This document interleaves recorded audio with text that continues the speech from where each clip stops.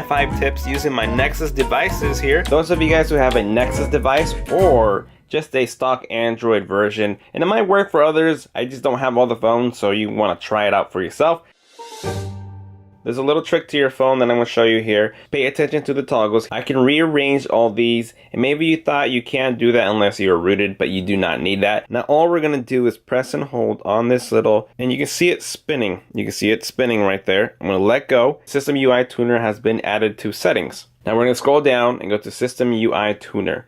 Fun for some, but not for all. And quick settings, you click onto it. Now you can rearrange your stuff here. You can add more tiles, or let's say you don't want to see the invert colors, so you're going to bring it to the trash can and throw it away. It doesn't throw it away completely because you can bring it back, as you can see, invert colors. I want the AirPlay mode to be in the middle, switch it up, and it switches over. You don't really get to add like cameras or special apps. It's not a rooted feature, it's just more like a rearrangement or changing something on here. Now I love to see a little battery percentage, but I can't tell how many battery percentage I have in that little battery. So what you do, instead of having to do another third-party application that does this, you do it straight up within the phone. You can see my battery right there, it's nothing inside of it, but I'm gonna click on this, and now there is a battery percentage of 81%. Instead of having to bring it down and then one more, go to the battery percentage, you'll see your battery percentage all the time inside there. Status bar. You can quickly uncheck and check things on if you don't want to see them in the toggle bar. It might be very useful and more minimal for you, or added features. Tip 2. Going into your settings, you want to go into About Phone and click on your build version 7 times. It goes 1, 2, 3, 4, 5, 6, 7, and it'll bring up your developer mode. But don't worry, you're not really gonna mess up your phone. It's not like a real hack or a root thing, so you can, revert back to it. So we see developer options here. There's a few things in here that I do not know what it means, so I don't even move it, I don't even care about it. But you can see there's USB debugging mode. That's if you want to do some kind of computer hookup to do like tethering, some sort with other applications, or like bug reporting. I'm gonna hold the power button. You can see that's all we get. Select on that, now press the power button, now we get bug report. You can show touches, so if you want to see where your finger is hitting things, there's a little bubble there underneath my finger, you can't really tell. But if you want to see where it touches, so make sure it's registering, you can have that on and off. And this is where I used to come to all the time to change the animation scale, because maybe the way things pop up or move, you see that movement right there that comes up. We can move it into slower speeds. We'll do 5 times and you will see the animations are starting to get really slow. So now push that and you see that? The animations move very smoothly and very slowly. So if you want to make your phone feel faster, you want to set it at like 0.5 or even turn them off completely. It just looks and feels like it sped it. And if you go off, that means you're going to save some battery as well. And everything's just gonna show up. It's not gonna have any animation, just gonna show up. Strict mode, show CPU usage. You click on that, you get your CPUs there showing up. Every time you leave an activity, it'll close it so it's not running in the background. You can see background process limit. If there's apps that you don't really use but you still want to keep installed, you can just touch on that. And inactive means it's not gonna try to run or keep working on the background, it's gonna stop it. So you got ways to turn them off if they're not active but you still want to keep them. And that's also a step if you wanted to root.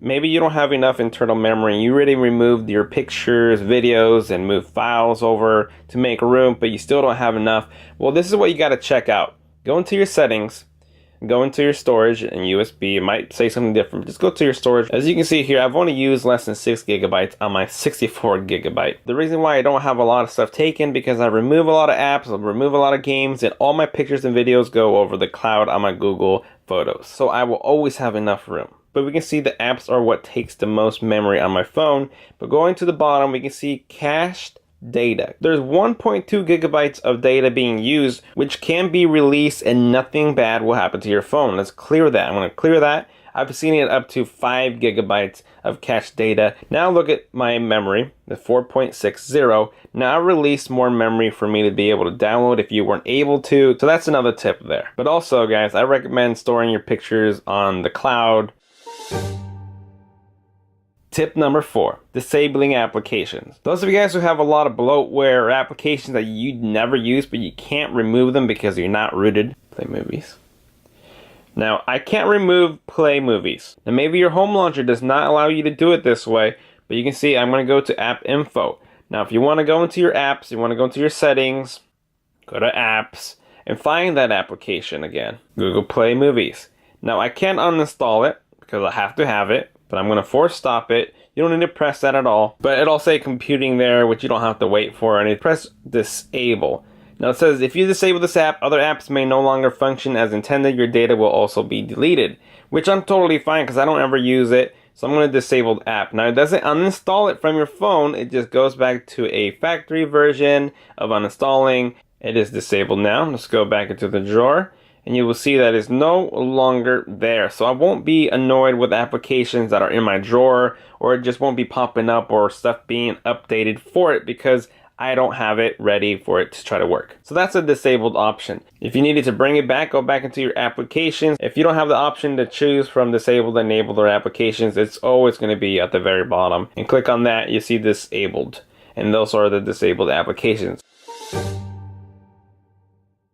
And lastly, for tip number 5, we want to go into NFC. My NFC is always checked on. It does not drain any battery, anything extra. There's no problem having it on. So what about NFC? Not only can you make mobile payments, paying in stores with your Android Pay, Samsung Pay, they use the same NFC, which is near field communication. But this is where it comes really handy. Let's say you wanted to do a application without the need of inputting any information. I'm going to open up OfferUp. Now I'm using my Nexus 7 tablet here, but it can be any other Android phone with NFC. Now I'm just going to combine these together in the back, and my NFC chip should be right there. Now you can see it got smaller, and I'm going to touch this and it's going to beam it right over to the tablet here. And there's the application right there without me having to put any information because I had this app open. Your friend might have been watching this app and he wants it. Same as Clash Royale. Put it over, cast it over, and there we have it, Clash Royale. NFC is great for a lot of reasons. You can even buy little tags to make profiles and a lot of things about NFC. NFC has been around for Android for around like 5 years or more probably. A lot of people don't understand them, and I haven't obviously educated a lot of people about it, but I've used it and I love it, and it's pretty much been a mobile standard ever since. So go educate yourself on NFC. Other people have great videos out there for you to check them out. So there you guys have it. Those are my 5 tips using my Nexus devices here. This is 2015 Nexus 6P, Nexus 7. The only devices I have right now. Even though I performed all these on my Nexus device, doesn't mean that you have to have this phone in order for those features to work. But it's definitely worth it for you to go test it out for yourself. And there you guys have it. Thank you for watching. And as always, I will see you guys next time. Later.